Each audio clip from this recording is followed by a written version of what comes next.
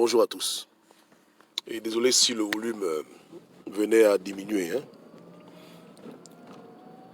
On ne peut pas faire confiance à une communauté scientifique des pays colonisateurs. Aujourd'hui, je vais parler du cas d'Israël. Parce que trop de gens parlent du complot. Il est important pour nous qui essayons de sensibiliser les Africains, de rompre avec l'Europe, d'apporter des éléments vérifiables, de sources respectables, afin de faire taire les débats inutiles et ouvrir les yeux à ceux qui pensent qu'on est fou ou qu'on aime accuser les Blancs pour accuser les Blancs. Écoutez, Israël, il y a un scandale qui s'est passé il y a environ 7 ans. En Israël, il y a beaucoup de communautés juives, dont la communauté éthiopienne. Pendant très longtemps, l'État israélien et ses scientifiques colons, parce que les juifs blancs sont des colons, c'est-à-dire que les colons, c'est celui qui vient d'ailleurs, qui prend ta terre et qui te brime, n'est-ce pas, non? Donc c'est ça le colon. Le portugais, l'espagnol, l'anglais, le français et le juif, ce sont des colons. Voilà. Donc le colon et ses scientifiques israéliens se sont amusés pendant très longtemps à stériliser les femmes noires éthiopiennes parce qu'ils ne voulaient pas que la population éthiopienne noire dépasse la population blanche. Pendant très longtemps, ils ont nié, mais finalement, en 2013, eux-mêmes, ils ont avoué. Voici le magazine Le Monde, et ceux qui ont du temps, vous pouvez taper sur Google « Stérilisation compulsive des femmes éthiopiennes noires en Israël », vous allez voir, scandale total. Il n'y a eu aucune sanction de l'ONU, aucune sanction de l'OMS, tous les scientifiques du monde entier, blancs, hypocrites, n'ont rien dit, n'est-ce pas? Ils ont fait silence, parce que, comme on l'a dit à Nick hier, Nick c'est le frère avec qui on a débattu sur Sans-Tabou, on ne met pas en question la science et ses progrès, ses théories, mais on a juste dit aux frangins que la science est financée par les politiques, donc les politiques ont leur mot à dire. Si on te paye par an 200 000 euros, on te demande de faire un vaccin dans lequel il y aura des substances qui vont entraîner la stérilité des femmes, si tu refuses, on te renvoie. Donc beaucoup de scientifiques sont des esclaves. Ils sont des esclaves des politiciens. La recherche coûte cher. La recherche s'élève à des coûts de millions, milliards, etc. Donc ils n'ont pas les moyens de faire leur propre recherche. Donc ils sont dépendants des bienfaiteurs, des dons, etc., beaucoup de bêtises. Et ils sont obligés, malheureusement, souvent, d'accomplir des basses besognes. Et ça, c'est seulement un exemple contemporain du degré de diabolisme que les scientifiques et leurs gouvernements colonisateurs peuvent mettre en exergue lorsqu'il s'agit des Noirs. N'est-ce pas, non? Ils n'ont pas stérilisé les femmes blanches, ils ont mis l'énergie sur les pauvres femmes éthiopiennes. Le gars, il épouse sa femme, ils vont faire passer la lune de miel, il n'y a rien, pas d'enfant. Les gens disent, mais comment? Ils vont faire tout, ils vont chez les médecins, ils essayent, différentes boîtes, tout. Malgré ça, rien, pas d'enfant. 30% de réduction du taux de naissance dans la communauté éthiopienne parce que l'État israélien, bandit abominable, démon, diable, et c'est scientifique, et ils sont nombreux. C'est-à-dire que ce n'est pas un truc qui s'est fait avec un gynécologue, ça c'est un programme qui était répandu sur toute l'étendue du territoire, bien orchestré, bien ficelé, vraiment mais une association de malfaiteurs, des agrégés, des professeurs, des médecins, des infirmières, tous ensemble pour limiter les naissances chez les Noirs éthiopiens. Voilà de quoi l'homme blanc est capable. Donc on dit aux gens que nous n'avons aucune confiance aux recherches des Occidentaux pour l'Afrique, on ne le dit pas sur la base de théories complotistes éphémères ou bien fantaisistes. On n'est pas des malades mentaux. On montre les évidences. Voici. Et il y a des centaines d'articles qui parlent du phénomène. Et ils ont nié. Là, malheureusement, je vais vous mettre dans les commentaires un extrait du magazine Le Monde, plutôt le Point, dans lequel ils ont plus ou moins résumé l'étendue du programme et de quelle manière les gens ont pu découvrir cette supercherie, ce programme diabolique. Ça a chauffé. Mais est-ce que pour autant les pays africains ont rompu avec Israël et les autres pays qui ont sûrement aidé dans ce programme? Non. Ouais, non. Donc c'est comme ça qu'on est. Ouais, non. On nous fait beaucoup de mal et ceux qui nous font du mal savent qu'on a une mémoire courte. Moi, je ne suis pas pour ceux qui pensent qu'il faut s'attacher au passé Mais il faut du moins retenir dans le passé ce qui est important et connaître avec qui on a affaire. Il faut apprendre dans la vie à reconnaître tes amis et tes ennemis et ne pas avoir compassion, faire des sentiments ou accorder le bénéfice du doute à des gens qui t'ont déjà prouvé depuis très longtemps que quand ils s'asseyent pour réfléchir sur ton cas, c'est toujours pour te faire du mal. Ils le font par des lapsus révélateurs, par des déclarations publiques. Donc Dieu permet que ces gens-là parlent ouvertement pour qu'on puisse comprendre ce qu'il y a dans leur cœur. N'est-ce pas? Comme ces deux professeurs agrégés qui se sont assis en train de raconter des idioties qui veulent tester un vaccin en Afrique. Donc c'est Dieu qui fait ça. Dieu nous permet de pouvoir entendre de manière audible les projets et la manière à laquelle il nous voit. Pour pas qu'on se dise que non, peut-être que c'est nous, on en fait trop. Non, non, Dieu lui-même, il ouvre leur bouche. Il les fait parler. Hein? C'est enregistré. Pour que ceux qui doutent des intentions néfastes des scientifiques européens ouvrent les yeux. Qu'ils ouvrent les yeux. Moi, jamais je n'ai compris comment une maladie qui commence dans les milieux homosexuels américains se retrouve en Afrique et décime des millions de personnes. Cette affaire du sida, jamais j'ai compris ça. Nous ne sommes pas les plus grands bordels de la Terre. Mais pourquoi le sida a commencé aux States et c'est venu finir en Afrique? Voilà les questions qu'on doit essayer de comprendre. Les scientifiques ont fait beaucoup de mal à l'Afrique. Beaucoup de mal. Tout à l'heure, j'irai chercher aussi l'article sur les expériences sur les Noirs, sur la syphilis. Vous allez comprendre. Les gens font 5 ans de médecine pour venir tester des bactéries, des virus sur des pauvres Noirs. Ils ne leur disent rien. Ils l'ont toujours fait. Et ils n'ont jamais arrêté ce genre de pratique. Non, c'est évident qu'il y a des médecins et des scientifiques blancs qui n'ont aucune intention néfaste envers l'Afrique. Mais ils sont minoritaires. Et ce n'est pas eux qui décident. La majorité des scientifiques et les hommes politiques qui les financent ont des projets sombres pour le continent. Ce sont des petits diables, ce sont des petits démons, des petits racistes, des enfants de perdition. On ne peut jamais, jamais, jamais leur faire confiance. Je dis bien jamais. C'est pas la peine. On perd le temps avec ces gens-là. Voilà. Au-delà de la polémique, les vaccins sont sujets de controverse. Il est dit que les vaccins causent l'autisme. C'est-à-dire, lorsque les enfants naissent retardés mentaux ou bien coupés du monde. Bon, ça c'est une parenthèse. Mais comme ils ne peuvent jamais tester leurs produits sur eux-mêmes, il faut des cobayes, il faut des gens disposables pour lesquels la vie n'a pas d'importance. Ouais, non? De la même manière que lorsque vous prenez les rues au Gabon ou au Congo ou au Cameroun, on vous met des balles et que la communauté internationale ne dit rien. De la même manière aussi que si on teste sur vous des vaccins qui peut-être sont efficaces ou qui ne sont pas efficaces ou qui sont peut-être contaminés, ça ne dira rien du tout. En fait, en un mot, la vie de l'homme noir ne compte pas beaucoup pour le colon. Parce que le colon, il est le colon.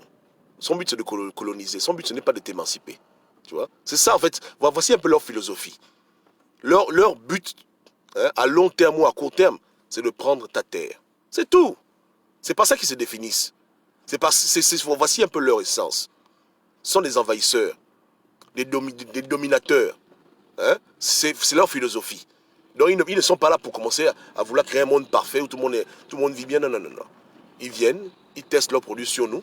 Si les produits sont considérés comme efficaces et prudents, etc., maintenant ils peuvent les tester sur eux-mêmes. Ouais, donc on est toujours devant, un peu comme dans la Seconde Guerre mondiale, où les Sénégalais, les Gabonais, les Congolais étaient dans l'infanterie devant. Le général français, lui, il est derrière, en train de jouer aux cartes, et les petits nègres, ils sont devant. Ils sont au front. Ils sont devant les Allemands, ils sont dans les tranchées, en train de subir les foudres de Hitler. Donc ça a toujours été leur philosophie. Ça a toujours été leur façon de faire. Et le temps passe, ils ne changent pas. Ils se transmettent des dossiers. Le racisme, c'est héréditaire. Écoutez, leurs arrière-grands-parents ont créé l'esclavage. Après ça, leurs grands-parents ont fait la colonisation. Et maintenant, aujourd'hui, leurs enfants, ils font le néocolonialisme, ils font la France-Afrique. Vous ne voyez pas que ces gens ne changent pas? Que de génération en génération, la manière à laquelle ils opèrent change, mais la philosophie ne change pas. Et ils le disent. Quand un président français te dit qu'en Afrique, il y a trop d'enfants, que les femmes font trop d'enfants, tu penses qu'il va vraiment s'arrêter là? Il vous demande de faire moins d'enfants. Il ne va pas au steak dire ça aux gens. Il ne va pas en Chine. La Chine qui est quand même 2 milliards. Là-bas, on ne parle pas de démographie, de problème. Il vient parler aux Africains. pour dire que vous faites trop de mômes. Dieu permet que ces paroles sortent de sa bouche. Même si après ils veulent rattraper, ils veulent faire les dommages collatéraux, arranger, c'est trop tard. On a tous entendu ce genre de discours bidon de Macron. Que les femmes africaines font trop d'enfants. Est-ce qu'il cache encore ce qu'il veut faire? Est-ce que c'est un complot? C'est pas un complot. C'est pas un complot. Leur intention est claire. Plus les Africains meurent, plus ça les arrange. Pourquoi tu penses que lorsqu'il y a eu la crise au Rwanda, la France qui était au courant, minute par minute, seconde par seconde, n'a pas cherché à intervenir pour mettre fin au génocide? En 3 mois, il y a eu plus de 1 million de morts dans un pays français. Parce qu'avant le Rwanda, c'était un pays français. Un territoire français d'outre-mer, entre parenthèses. La France n'a pas bougé le petit doigt pour empêcher qu'il y ait un génocide de plus d'1 million de morts. Tu penses que c'est pourquoi? Ça les arrange. Directement ou indirectement, plus on meurt, plus on disparaît, plus c'est bien pour eux. Ça rentre dans la logique de leur plan à long terme. Il faut le comprendre. Il y a un général de l'ONU, français, qui a écrit un livre dessus, où il accuse la France, un blanc. Parce que quand nous on est noirs, vous parle, vous ne voulez pas comprendre. Parce que beaucoup d'Africains sont les petits complexés, ouais, non? Ils n'écoutent que l'homme blanc. Hein? Voilà, mais mon Dieu merci, il y a quand même des blancs qui écrivent. Il y a un blanc qui a dit, un général, que c'est pas possible. Ils ont demandé du renfort, ils ont appelé l'Élysée, ils ont appelé Matignon, le Quai d'Orsay, pour dire que ça ne va pas ici, on tue les Rwandais, les Tutsis venaient intervenir. Ils n'ont pas voulu intervenir. Hein? Cet idiot de Mitterrand, ou bien c'était qui à l'époque, Chirac ou Mitterrand, n'a rien fait. 1 mois, 2 mois après, ils viennent jouer les pompiers. Quand les gens sont morts. Au Gabon, il y a eu une crise où pendant 3 jours, 1 semaine, on tue les Gabonais. La France n'a pas bougé le petit doigt. Elle vient après jouer les moralisatrices. Quand il y a déjà, on compte déjà les morts par dizaines. Après, ils viennent. Vous ne remarquez pas ça?